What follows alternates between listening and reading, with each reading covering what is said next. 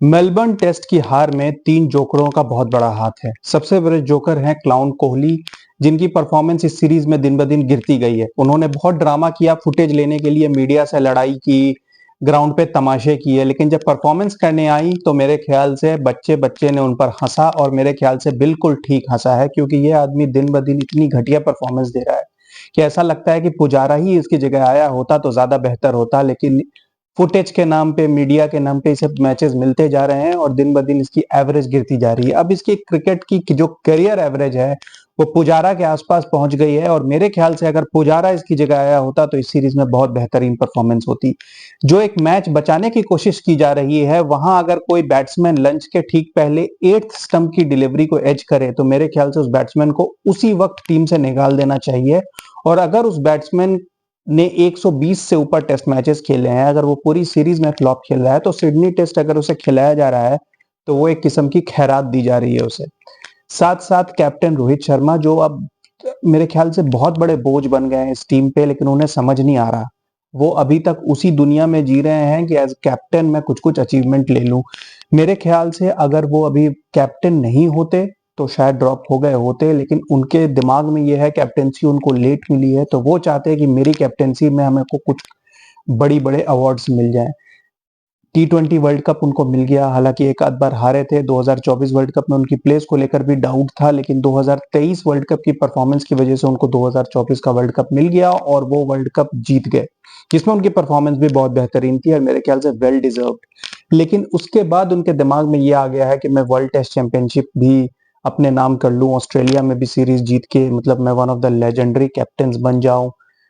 लेकिन अनफॉर्चुनेटली ये परफॉर्मेंस पिछले 3 महीनों से बहुत ज्यादा डिक्लाइन पे चली गई है, और वो इस चीज को समझने की कोशिश नहीं कर रहे हैं, ना वो अपनी गेम को इम्प्रूव करने की कोशिश कर रहे हैं। या तो वो अटैकिंग ही क्रिकेट खेलें जो उनकी नेचुरल गेम रही है पिछले 2 सालों में, तो वो भी खेलने की कोशिश नहीं कर रहे हैं। टेक्निक उनकी ऐसी है नहीं, और अब एज के साथ वो जो कहते हैं ना, हैंड आई कोऑर्डिनेशन भी उनकी बहुत खराब हो चुकी है, फिटनेस तो उनकी खैर है ही नहीं।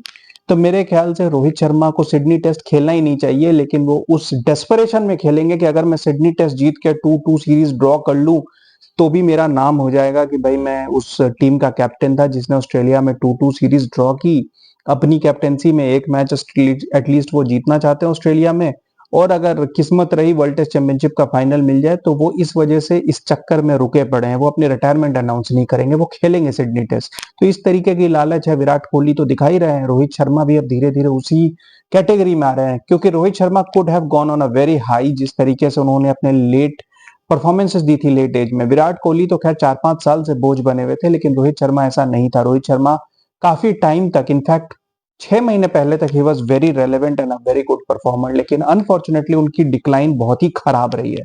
वो तो सिंगल डिजिट स्कोर्स पे आउट हो रहे हैं। और फिर तीसरे जो जोकर रहे हैं वो है ऋषभ पंत, जो मेरे ख्याल से खुद को गेम से बड़ा समझने लगे हैं। उनको जो 2-4 ऐड मिल गए हैं जब से वो वापस आए हैं, जो लोग बात करने लग गए हैं कि it's a miracle, it's a miracle, is a miracle boy. IPL में भी 27 करोड़ फालतू के मिल गए, और अब उनको लगने लगा है कि मैं तो जब चाहूं चौके छक्के मार सकता हूं, और इस पूरी सीरीज में वो जोक बन के रह गए हैं। एक भी हाफ सेंचुरी नहीं लगाई है, और मेरे ख्याल से सिडनी टेस्ट में ध्रुव जुरैल को खिलाना चाहिए रादर देन इस जोकर को, जो मोटा भी हो गया है और जिसे लगता है कि वो बहुत बड़ा बैट्समैन है, लेकिन वो 15-20 रन बनाता है, जो मेरे ख्याल से बॉटम का भी कोई प्लेयर बना सकता है। प्लस उसको इसको नंबर 5 पोजीशन दे दी है। नंबर 5 कहीं से भी डिजर्व करता है ऋषभ पंत इस वक्त?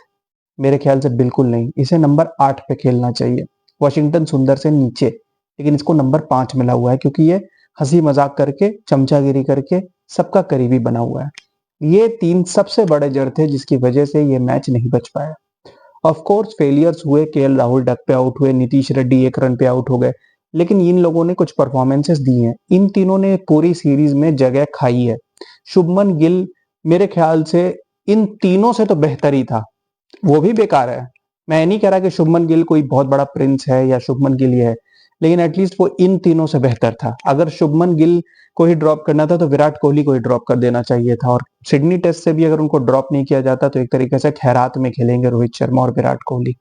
ऋषभ पंत की भी जगह नहीं है, और ओवरऑल मेरे को पूरी मैच में स्ट्रेटेजी समझ में नहीं आई। कल जब 9 विकेट गिर गए थे तो रोहित शर्मा ने फील्ड फैला दी, ठीक है, कोशिश हो रही थी क्योंकि उस वक्त एक 50-50 टाइप का गेम बन गया था, 278 फॉर 9 एंड आप सोचते हो 280 290 with more than a day left achievable था।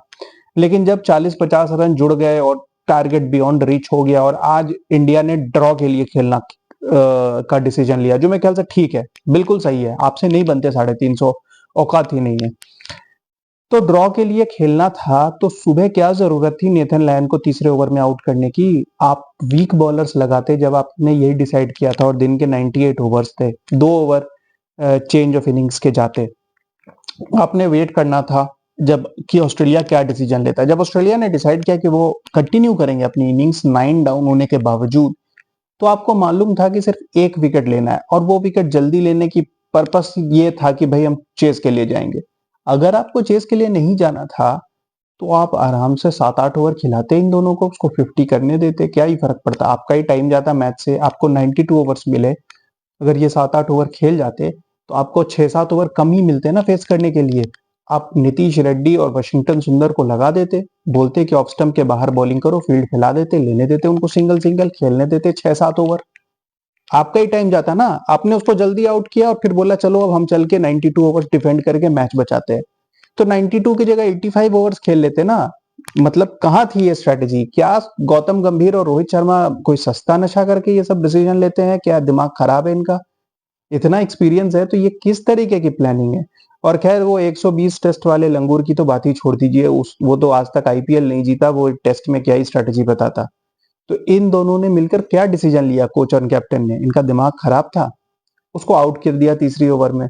उसके बाद उतर गए डिफेंड करने के लिए। जब डिफेंड कर रहे हैं तो 8वें स्टंप की बॉल पे कवर ड्राइव क्यों मार रहा था विराट कोहली? वो क्या साबित करना चाह रहा था लंच से पहले? अटैकिंग बैट्समैन तो वो है नहीं, डिफेंस भी उससे हो नहीं रहा, तो वो कर क्या रहा है टीम में?